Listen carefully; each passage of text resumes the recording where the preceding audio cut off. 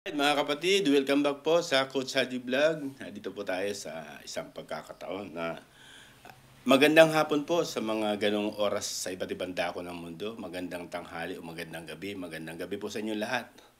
Kung ano man ang kulturang mayroon po kayo dito sa amin ay alas 8 ng umaga. Bago ang lahat, magkuhan muna tayo. Yan po yung water therapy na po tayo. Nakaugalian na po yung water therapy. Bago kumain, bago ano pa mang bagay, tubig na muna kaagad. Mga 4 glasses a day. Straight.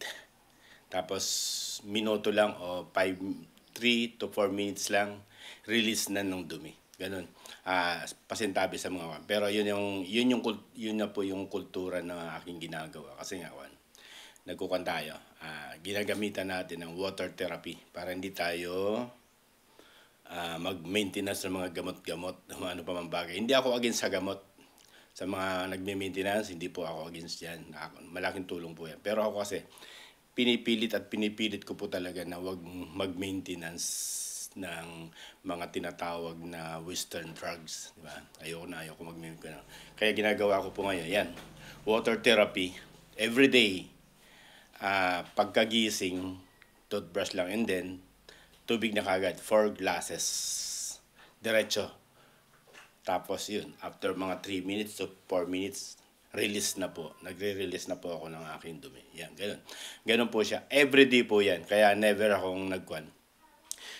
uminom ng maintenance. Kahit nung inatake ako sa high blood, never ako uminom. Tinubig ko lang po. Yan po talaga yung pinakamabisang gamot o pinakamabisang pamamaraan para hindi ka gumamit ng maintenance. Pero inuulit ko, hindi po ako against sa maintenance ha. Ako'y ginagawan ko lang talaga ng ayoko talaga uminom ng gamot. Sorry po ayoko uminom nung niresetahan ako ng doctors diyan dahil mayaman naman po yung aking boss diyan sa St. Luke's hindi po talaga uminom ng yung binigay sa akin.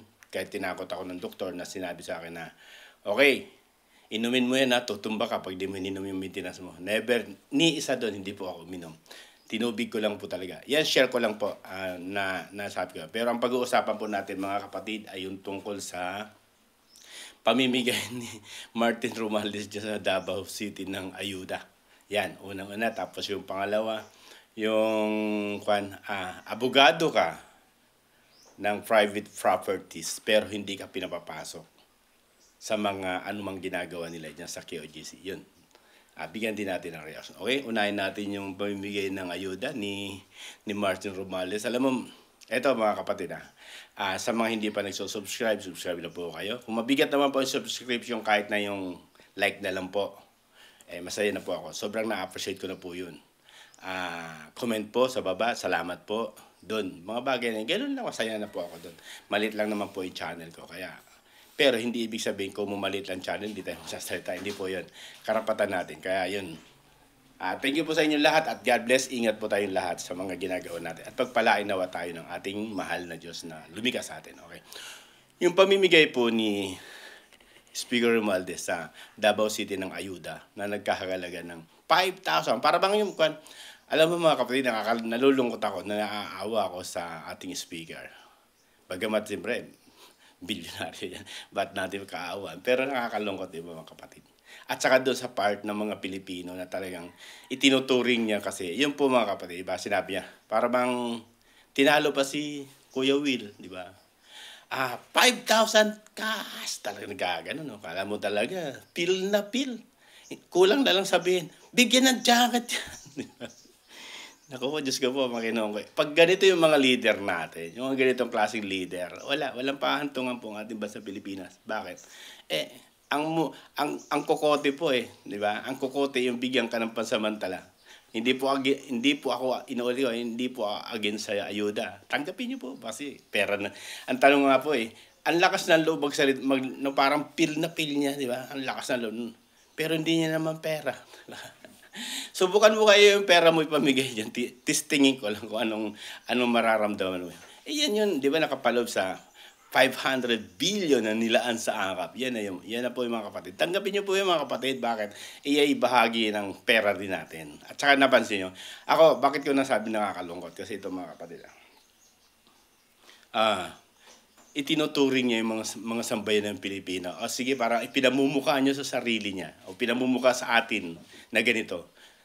5,000 pesos cash. Dahil ako lang may pera, kayo po wala. Yun po yung basa ko po doon. Yun sa mga basa ko. Talagang ibang klase yung pamamaraan dito, di ba? Kaya kapag ganito po yung mga namumuno sa atin, ito yung mga itinuturing na magiging generation ng mga mamumuno sa ating bayan. Wala pong kahantungan po ang bansang Pilipinas. Bakit? Iyan po yung gagawin nila, pansamantala, 'di ba? Hindi gumagawa ng tinatawag na estratehiya na pangmatagalan. Pansamantala lang. Bakit? Iyan yung gusto nila isaksak sa isip natin na ito, ganito lang para sunod-sunuran kayo sa akin. Ganon. Yan po yan mga kapatid. Tandaan nyo mga kapatid, pag ganyan yung klaseng leader, walang patutunguhan ng Pilipinas kundi puro corruption. O mga kapatid, maliwanag po yan. Imagine mo lakas ng loob magsabi, 5,000 cash. Hindi naman lang sinabi na, ito po'y mula sa ganito. Para bang, hindi niya sinabi gano'n, bakit? Nasa isip ng mga tao, kala galing sa kanya. Hindi naman niya pera yan, di ba? Hindi mo pera po yan, Mr. Speaker. Ang nakakalungkot lang mga kapatid, ganito. Parang ikinukon tayo sa isang parte na ganitong klase na pinamumuka sa atin na ito lang, ganito lang kayo, dapat tanggapin nyo yung ganito. Lagi kayong magtanggap sa amin para yung mga bagay na gusto namin susundin nyo. Yan po yun. Maliwanag po yan mga kapatid. Kaya nakakalungkot. Yan, bigyan lang natin ng napakaiksing reaksyon yun sa parte na ang kuwan nila, pansamantalang kabusugan ng ating lamantian. Na bagamat, o sige, kaya nga tita mo, hakot sila, di ba? Kasi pag hindi sila naghakot dyan, kasi siguro napansin ng mga kapatid, na sa aking opinion ko lang po ito, malaya tayong opinion eh. Di ba? Hakot-hakot, track-track ng mga tao, di ba? Kasi, imagine mo, tingnan mo Tanong, meron bang kalamidad na nangyari sa Davao? Nung sa Inteng? Di naman, di ba? Panahon ng kanyan eh, nakalipas 3 days lang eh, di ba? Sa Inteng. May ganun ba doon? Wala. Bakit doon nag-ayuda? Hindi kumpara dito sa part ng Marikina, part ng Antipolo, sa may dyan na sinalanta ng bagyo ng mga binaha. Ba't hindi dyan? Napansin nyo? Kasi nga, basang-basa na sila doon. Yung mga galawan nila doon. Kung hindi sila maghahakot, walang pupunta doon. Kung walang ayuda, walang pupunta na tao. Kaya ganun ang ginawa. Estratehiya yan mga kapatid. Ganon katindi. Ganyan ang utak, di ba? Talagang ganyan ang mga utak.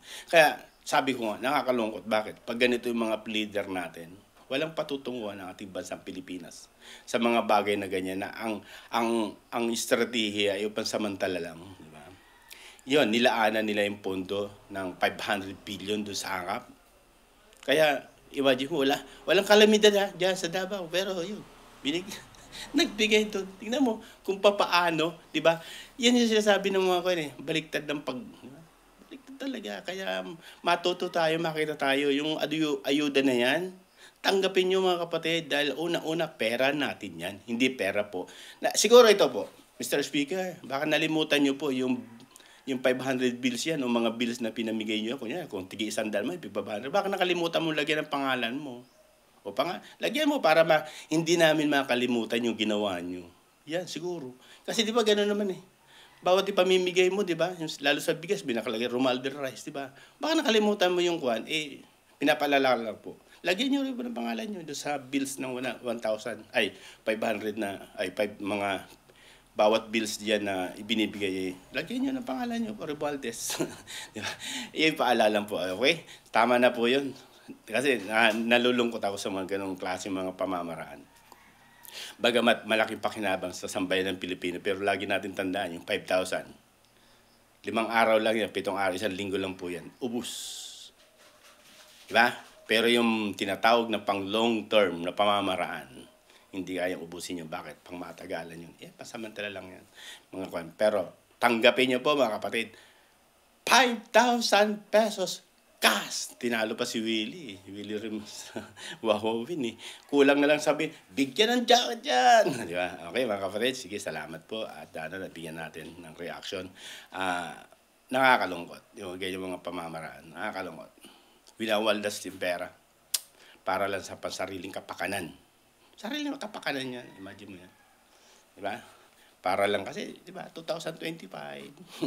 Alam na this, pero nakakataka, hindi naman siya DSWD. Di ba? Tanong ko lang po, DSWD po kayo, di ba? Kayo po yung speaker ng House. Ang gawain po ng mga congressman ay gumawa ng bumalangkas ng mga batas na ipapakinabangan ng sambayan ng Pilipino sa pangmatagalan. Hindi po yan ganyan. Pangmabilisan lang.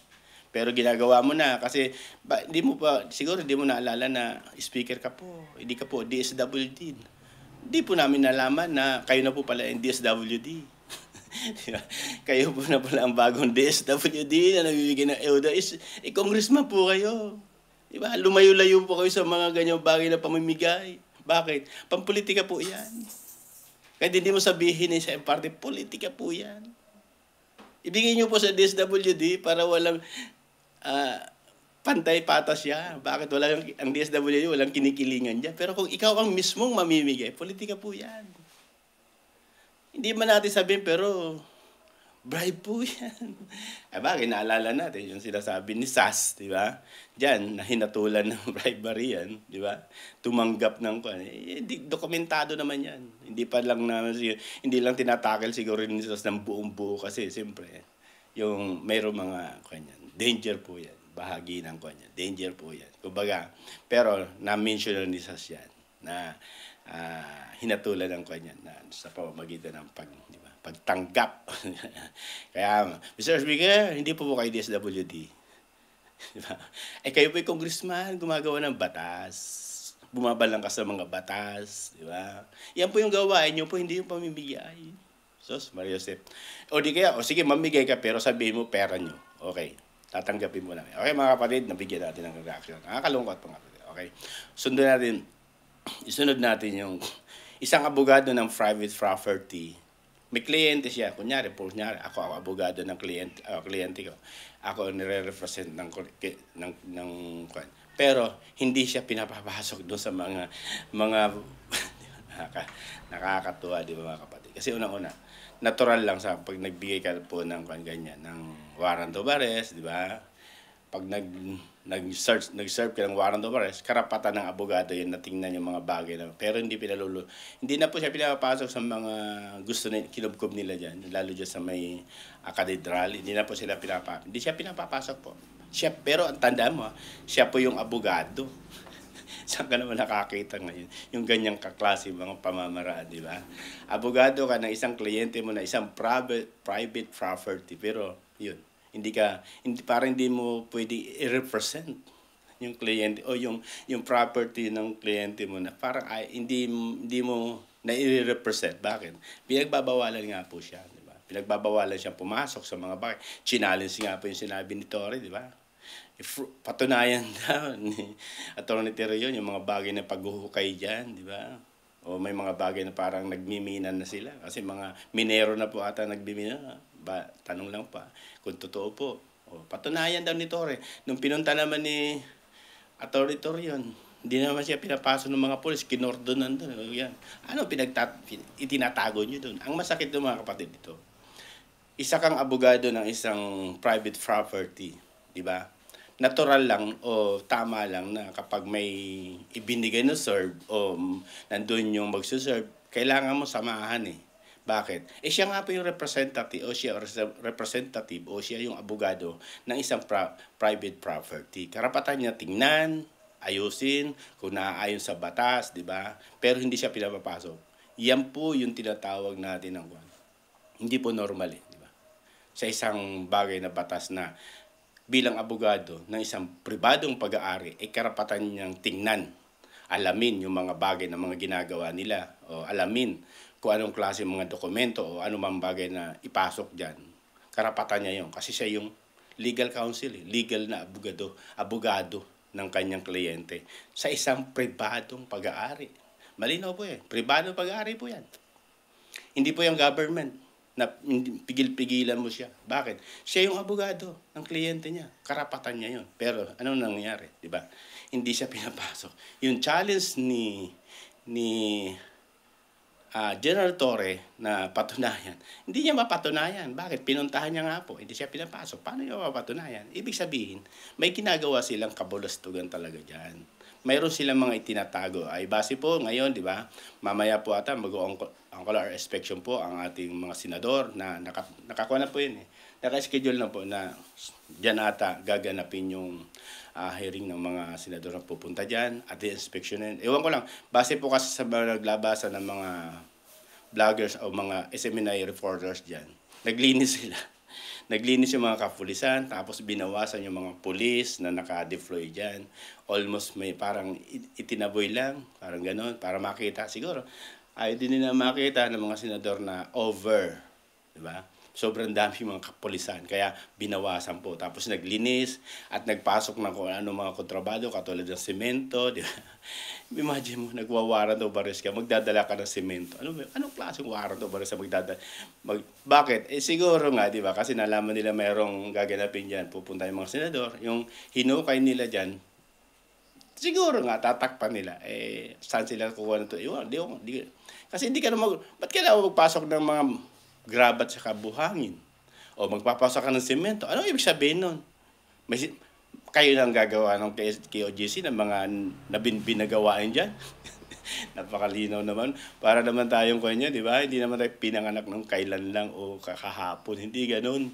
Tapos ipupuslit, hindi dinadaan sa scanner, di ba? Yung mga semento na yan, o di ba? Yung mga nung itinakbo, nagkalaglagan yung mga graba, di ba? Di ba? O anong ibig sabihin nun? May gagawin sila diyan para tatakpan yung hinukay nila, pero lagi natin tatama mga kapatid. Ang bagay na yan, di ba? Takpan man nila yan. Alam ng engineers yan, ng architect yan, ng mga dalubhasa yan, kung kailan isinagawa yung pagsisemento. Kasi magkaiba po yan, yung naunang flooring yan, at saka yung bago lang. Hindi rin lulusot mga kapatinan nyo. Hindi lulusot yan. Akala naman ito ni Torre, lulusot eh. Kung totoo nga naman nag-uukay kayo dyan, nagmimina kayo dyan, hindi na po ata tao yung hinahanap nyo dyan eh. Diba? Hinahanap nyo ata ginto na. May warrant of arrest ba yung ginto? Meron ba kayo binigyan na dokumento na may kukunin kayong ginto dyan? Kasi mga minero na allegedly, mga minero na yung pinaguhukay nyo dyan. Allegedly kung totoo. Hindi na tao yung hinahanap nyo, di ba? Di ba? Tapos malalim na nga, may video nga po, at saka may photo pa, pinalalabas ni Torre. Kaya naman daw niyang gawin sa loob ng Photoshop. Paano yung video na yan? Yung nalantad na video yan. Sige nga. Lalabas na naman. AI naman kayo. Diyos ko po.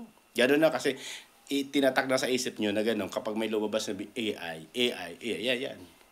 Diba? Gano'n ang mangyayari. Kasi nga, kinonsentrate na sa isipan nyo na ganyan, laging AI. Lalo sa mga isamada vloggers.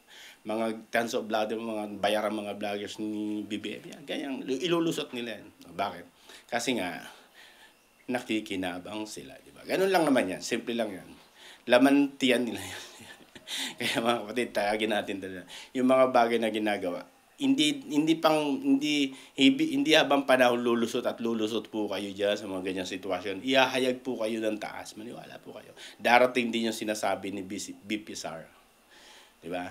Ang karma hindi nasa dili nagsaba. Ewan ko, di ako Bisaya kasi pero lang ng talagang ganoon ang karma. Ang karma ngayon hindi na po pang matagalan. Digital na po, mabilisan na po ang karma. Kaya lagi natin natatandaan, ang karma napakabilis na dumarating. Digital po, maniwala po kayo. Kaya yung mga bagay na gagawin, luminis na po dyan, nilinis na, nabawasan na yung mga kuwan. Nabawasan na yung mga kapulisan, nabawasan na yung mga basura, nalikha o ginawa ng mga kapulisan dyan, yung inihigaan yung mga magagandang halaman dyan na halos inaalagaan ng mga KOGC, minamahal, yan. Minsan dinuduruan, iniihian, yan, binaboy na po nila. Ganyan po. At saka naglalabasan na, may nilabas natin, may nakita akong manifesto na parang ayon na rin, yung parang hindi na nila matanggap yung utos ni General Torres, di ba? Sa mga pulis. Pero, siyempre, bilang subordinate, susunod at susunod yan sa mga nakakataas. Diba? Kasi kultura po nila yan eh. Pero lagi natin tandaan, pag alam nyo mali, bakit kailangan nyo sundin? Pero dahil natatakot nga mawalan ng trabaho, mawalan ng kwan. May mga pamilya rin po kasing umaasa dyan, di ba? Kaya siguro yun ang ikinatatakot nila, di ba? Kaya mga kapatid, lagi natin, mga ganitong klase na, imagine mo, sir, warrant of arrest, hindi po siya search warrant, warrant of arrest po yan.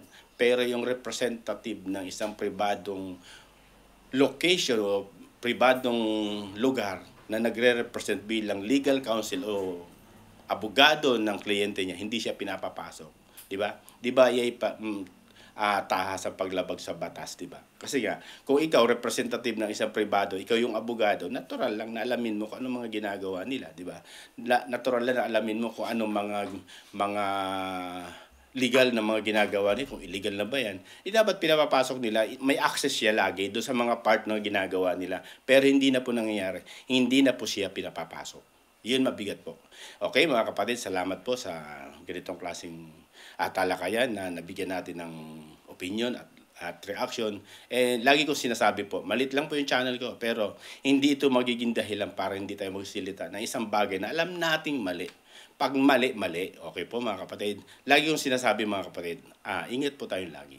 At lagi tayong manalangin sa taas. At yung karma, digital po. Pag mali.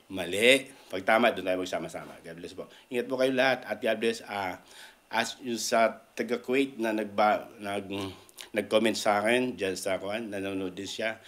Shoutout po. Tumutan ko lang, sorry talaga, lagi ko na nakakalimutan yung sa mga susunod itatakal ko na lahat sa mga gusto kong i-shoutout. Okay po, pasensya na po next time itatakal ko, ayusin ko na po. Salamat po, God bless, ingat po tayo lahat at pagpalain tayo lagi. Thank you.